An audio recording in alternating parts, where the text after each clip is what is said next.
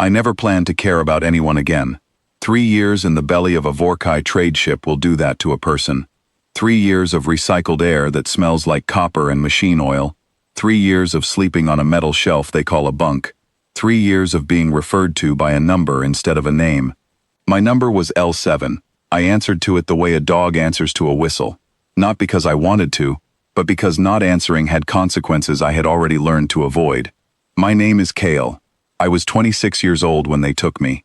I am 29 now, though I had to do the math recently just to be sure. Time moves differently when every day looks the same. The Vorkai are not evil in the dramatic sense. They do not enjoy cruelty for its own sake. They are business people, which is almost worse. They have simply decided, through generations of careful legal architecture, that certain beings are property, and they maintain that system with the same calm efficiency that other civilizations use to run postal services. The collars they put on us were not designed to hurt. They were designed to make hurting unnecessary. One signal from an overseer's wrist panel, and every muscle in your body locks up like a closed fist. After you have experienced that once, twice, 3 times, you stop giving anyone a reason to use it. You become cooperative. You become, in their language, a well-managed unit. I had become very well-managed.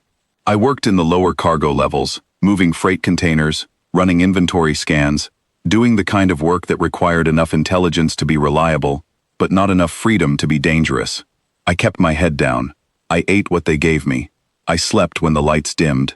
I had learned to stop thinking about Earth, about my family, about the particular smell of rain on pavement that I used to take for granted.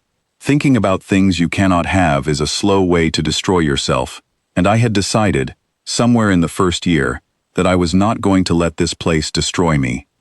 Then one evening I was told to clear a space in Sector 9 of the cargo hold and prepare a receiving station for a new acquisition.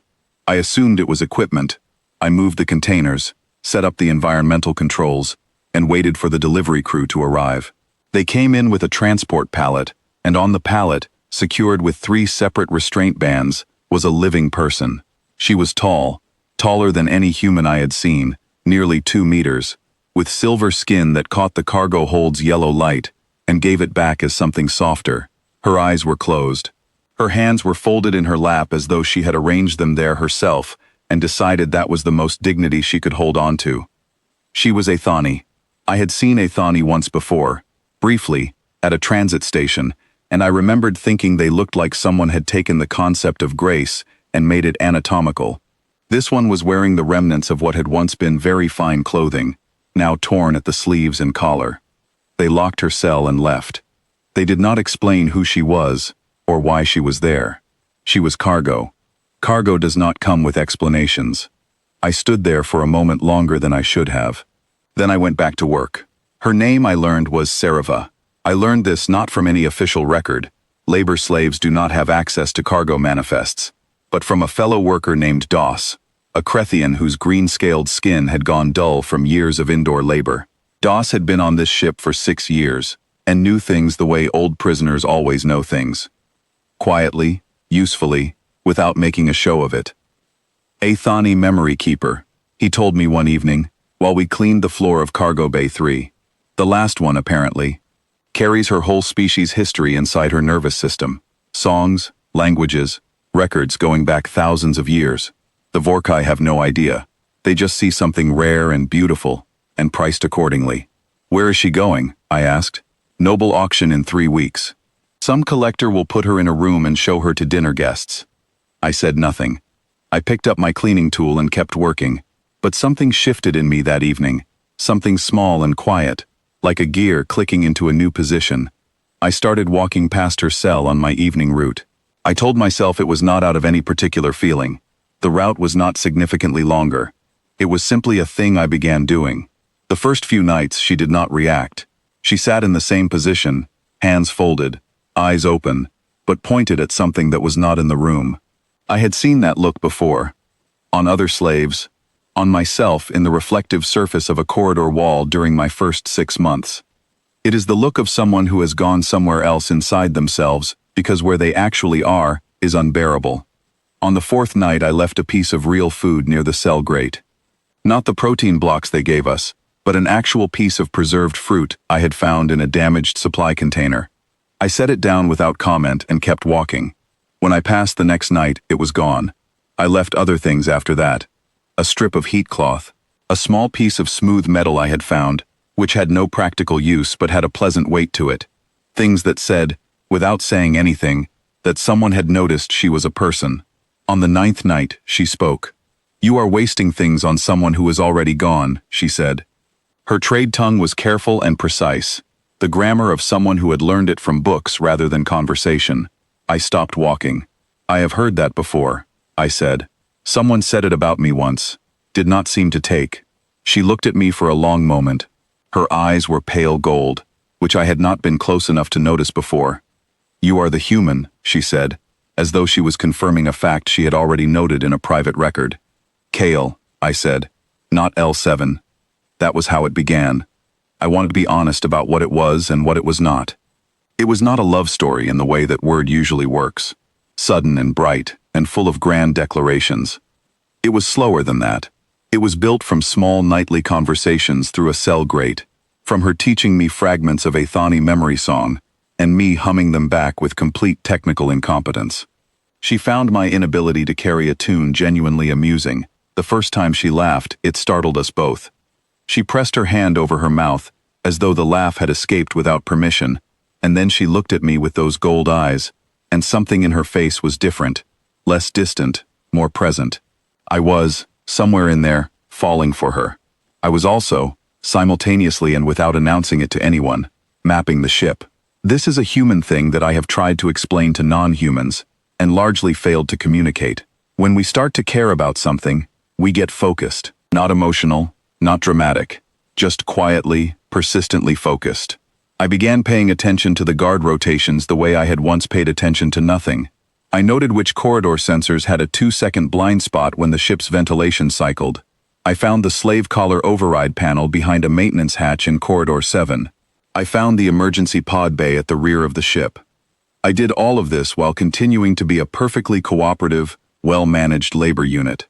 I filed no suspicious behavior. I gave Overseer Thrak, the ship's slave manager, absolutely nothing to look at. Then, Thrak looked at me anyway. He called me to his office one morning and studied me the way you study a machine that has been running slightly differently, and you cannot yet tell if it needs maintenance or disposal. He offered me a position as a compliance monitor, a slave who reports on other slaves in exchange for better food and a private bunk. I said yes. I had no intention of reporting on anyone. What I had was a new reason to be near the collar control room on a regular schedule. That night I told Sariva what I had done. I told her plainly, without apology. She asked if I was comfortable with the lying. I thought about it honestly. I have been surviving for 3 years, I told her. I would like to try living for a while. I will deal with the rest when I get there. She was quiet for a moment. Then she said, "I have met many beings in my life who claim to be good. You are the first one, I believe." I brought in Doss first. He was frightened, which was the correct response to the situation. He joined, which was the response I had counted on, because Doss, beneath the fear, had the same gear clicking into place quality that I had noticed in myself. Then I found Fresti, a 6-limbed engineer from a species I had never encountered before capture, who could apply physical force to a door frame that 3 humans working together could not match. And then I found Marin. Marin was a human woman who had been on the ship for nearly 5 years. She sat in corners and did not speak, and had been written off by the Vorkai as a low-productivity unit approaching the end of her useful life. I sat beside her one afternoon and told her, quietly, that I needed someone who understood electrical systems and sensor architecture. She looked at me, her eyes focused. "What kind of sensors?" she said. She came back to herself in about 48 hours. "Purpose will do that. I have seen it happen with humans more times than I can count. We can go very dim, very quiet, when there is nothing to do, and no one who needs us. Give us a problem and a reason, and something reignites." Marin, it turned out, had been an electrical systems specialist before she was taken. Within 2 days, she had identified how to build a biometric spoof device from components stripped out of maintenance equipment. She had one chance to use it. She did not seem particularly worried about this. She seemed, for the first time in years, like herself. The night we moved was 3 days before the auction port. Marin's device worked. The lock on Sarivha's cell read a false captain's biometric and opened with a soft click that sounded, to me, like the most beautiful thing I had ever heard. Sarivha stepped out and her legs did not fully cooperate. Months of small confinement had taken a toll, and I caught her arm without thinking. She straightened. She looked at me. She did not thank me. She nodded, which was better. We moved through the ship in the maintenance hours when the crew was at its thinnest. Things went wrong, as things do. A guard appeared on a corridor that had been empty for 11 nights running. Doss's collar gave a warning signal that froze him for 8 terrible seconds before Marin overrode it from a panel she had already identified. An alarm triggered in Junction 4. Not the main alarm, a secondary one, but enough to start footsteps in the decks above us. We had to split briefly, and in the split, Sarivha made a decision that I had not expected. Doss was behind. The corridor between him and the pod bay was now watched. The logical move was to continue to the pods and secure our exit. I looked at Sarivha to tell her this, and she was already moving back toward the junction. "Sarivha, he came with us," she said, and she said it so simply, so completely without drama, that I stopped arguing and followed her. We got Doss. Fresti held a corridor door shut by bracing her 6 limbs against the frame for 90 seconds, while Marin triggered a ventilation flush that filled the pursuit corridor with a non-toxic maintenance gas, which is not something the Vorkai expected any slave to know how to do, which is the thing about underestimating people. We reached the pod bay. We fit 4 people into a pod rated for 3, which is uncomfortable and fine. Marin calculated the trajectory in under 30 seconds. We launched. The Vorkai ship fell away behind us. I watched it through the pod's small rear viewport until it was a light among lights, and then nothing.